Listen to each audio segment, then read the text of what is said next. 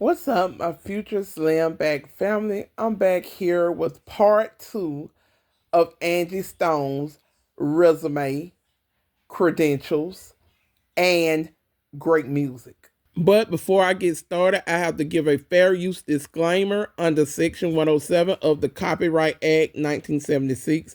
Allowance is made for fair use.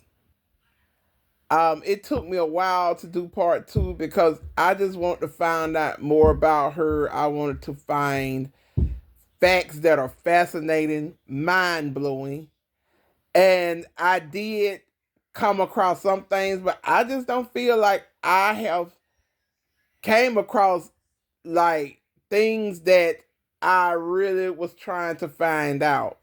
I feel like it's so much she did, and it's a lot of stuff we don't even know about because she was mistreated in the industry. And some might argue it's because of her weight. I feel like it was deeper than just her weight. I feel like it was something deeper going on. The reason why she didn't get her credit and acknowledgement. But that's my opinion, and I'm gonna keep it to myself. But it wasn't her weight because Missy was a big girl starting out. Jill Scott was a big girl. I can go on and on who was a big girl. And I felt like even though they went through what they went through, they still was treated better than Angie Stone. And I don't even think it was because of her beautiful dark skin chocolate features, black woman features. I don't think it was that either. It could have played a small role in it, but I don't think it was that. It just, I don't know. Sometimes when you are highly favored, you go through things. Highly favored means that people are going to mistreat you. And it goes so deep. That's for another video. But what I did find out about her, um okay, we all know she did the theme song of Girlfriends.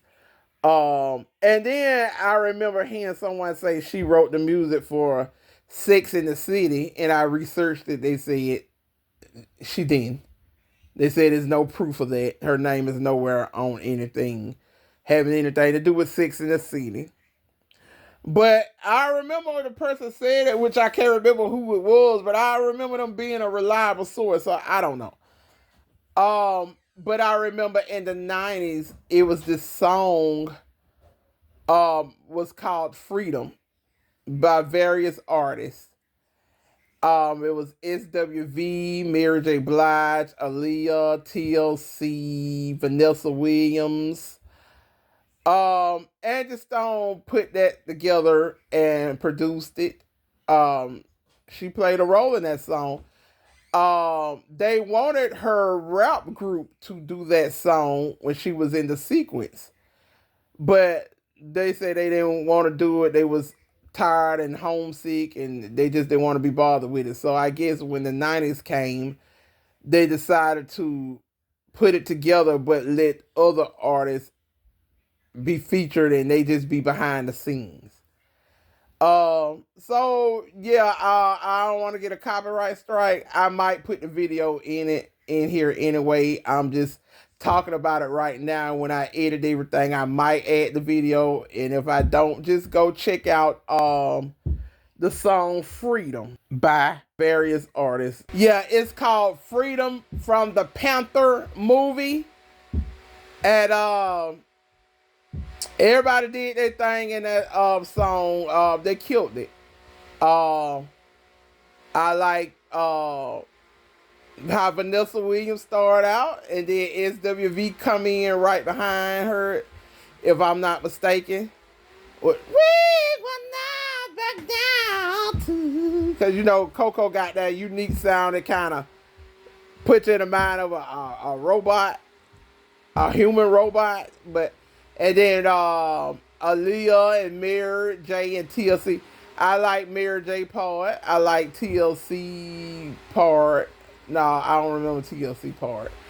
But I like yeah, everybody did their thing, and Angie Stone has a role in that.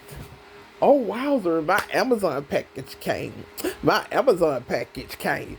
But anyway, so yeah, and also the group Sugar Hill Gang and the Stone group was like the female version of the Sugar Hill Gang. And come to find out, Angie Stone and Cheryl the Pearl wrote for the Sugar Hill Gang. Angie Stone was so talented. It just it just irks my soul to hear how she was mistreated. Like she did so much, and I'm not even. I'm just getting started. She played. She could play the piano, the saxophone. She also wrote poetry, which made it easy for her to write songs because she was a poet before a songwriter. Uh, it was just so much. What could not she have? What she couldn't do? She could act, sing, um, write, and you say what you want, but D'Angelo, everybody think D'Angelo was the talent. No, it was Angie Stone that was the talent. Because D'Angelo came out, tried to come out with a song, with the album. He tried to come out with the album in 2015 called The Black Messiah. And I don't know how you feel about it if you heard it, but no, I wasn't feeling it. It didn't have nothing on his albums what he did with Angie Stone influence. That Black Messiah, that was not a classic. Nobody remembers it. Nobody's thinking about it. Nobody's checking for it. So, yeah, he Angie Stone made him great. Yes, D'Angelo is talented, but Angie Stone was able to pull that talent out of him because they say he was working on the album. It was taking him forever to get finished. So that's why they brought Angie in. Like, yeah, you need to work with him because he just stalling and keep putting it off and stuff. And I write songs and I understand that writer's block thing. That is so real. You could get started on a song and then next thing you know, you put it away because you just can't think of nothing else. And then sometimes, I don't know, when I'm busy doing something else, it'll hit me what else to say. And then by the time I get back to my pen and paper or my phone, because I don't carry my phone around with me all the time, I can leave out the room without my phone. So I'm like, yeah, let me go back and add that. And then sometime by the time I get to my phone, I don't forget it. But I touched on this, and I'm gonna touch on it a little bit more. Angie Stone was way too humble for all the things she did. Her resume in the music industry. I'm telling you now, I would not take that kind of mistreatment. I wouldn't accept that kind of mistreatment. If it come off arrogant, it'll come out arrogant. But I would always talk about what I've done, what I've accomplished, because everybody acting like they don't know, or they got amnesia or something. So I would be just like Little Richard. And the best new artist is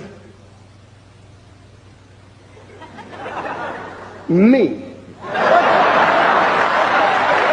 I have never received nothing. You all ain't never gave me no Grammy. And I've been singing for years. I am the architect of rock and roll. They never gave me nothing. And I am the originator. And I still say, woo! Like I say, Little Richard, that was a part of his charm. Every chance Little Richard got, he let you know that he was the originator. He said he is the creator of rock and roll, which I was always told it was Chuck Berry. So I don't know, don't quote me on it. But he say he is the originator. He say he created. And how passionate he said, I'm gonna take his word for it, cause I don't feel like researching it, cause I might find one that say Little Richard, might find another that say Chuck Berry, and that's where it gets very confusing. But Angie Stone had every right to have that Little Richard syndrome. I was the creator of Neo Soul. I helped this person. I helped that person. I did that. Yeah, that should have been her personality. And whoever don't like it, just get over it. Because how else people were gonna know? People acting like they don't know. And she just was humble about it. And she had every right to be arrogant. So, like I say, she played instruments, produced music, wrote music. Sh- it amazed me that, and I know she did it because she had to, she had no choice, but I was amazed at the fact that she was on dialysis and she was still getting out there to perform. And I understand that she had to. She had bills, she had people depending on her. Angie Stone was a superwoman. She was superwoman. And I didn't find everything I needed to find out about her, but I don't give a damn. I don't give a damn if it's a year from now. If I find out more stuff she did, I'm going to do another video and talk about all the stuff she did. Because she should have been up there with the greatest names. She should have been up there with Prince. And I love Prince. And I love Prince so much. He in a category by himself like nobody can compare. But all the things she did in the industry, her name should have been bigger than Mary J. Blige. No disrespect to Mary. Her name should have been up there with like people that work behind the scenes like a Diddy, musically wise, like a Jermaine Dupri, like a Aretha Franklin, my favorite singer in the ever. Even if Aretha is not your favorite singer, she's your favorite singer. So Aretha wrote, I don't know if she wrote music for other artists, but I know she wrote her own music. And that should have brought in a lot of money. As great as Whitney was, Whitney didn't even write her own music. Um, so that says a lot. Angie wrote her own songs, did a lot for other artists, helped other artists get signed. So she had every right to get a little Richard on. I am the originator. I am the innovator. I am the emancipator. I'm the motivator. I conceived and achieved it, defined it, refined it, molded, sold it. Then the white man stole it. All right. Oh yeah, stole my woo, stole my wop bop bop bop bam boom. Took all my copyrights, put our covers on me. Why do you think they call it rhythm and blues? And the fact that she didn't, that just speak volumes to me. Like she was so humble, and I feel like she was highly favored. She was one of God's favorite. And I'm gonna end this video because, like I said, I didn't find out much as I would like to. But if I find out something down the line, I'm gonna talk about it. If I find out what else she did to contribute to someone's success in the music industry, yeah, it's gonna be another video made. And I don't like to say rest in peace because I don't feel like she passed away in peace. So I'm not gonna say rest in peace. But I know that God has her. And because she's highly favored, yeah. And I'm gonna leave it at that. If you know, you know. But I'm going to end this video of part 2 of Angie Stone resume, influences, and great music. And whether she was acknowledged or not, Black Music honored her on their 6th annual tribute. They honored Angie Stone. So she did get her flowers with them.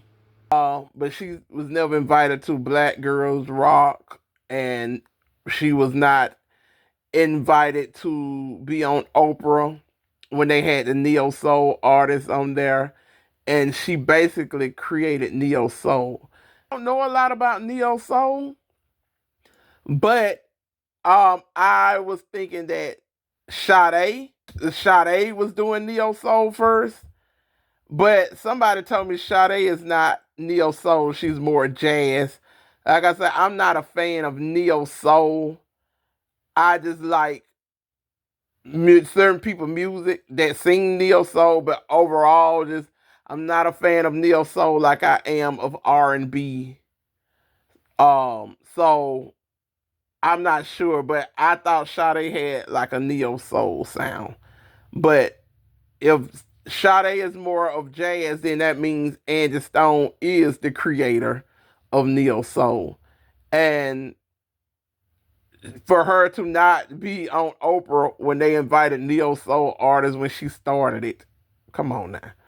But like I say, if I find out other things, I would do more videos. But this for now, this is what I've got, and it's not as much as I wanted it to be, but that's what it is. So yeah, stay tuned for more videos. It's other artists, great artists that went through similar things Angie Stone went through, and it may be because of their weight. So I'm going to talk about it. So stay tuned.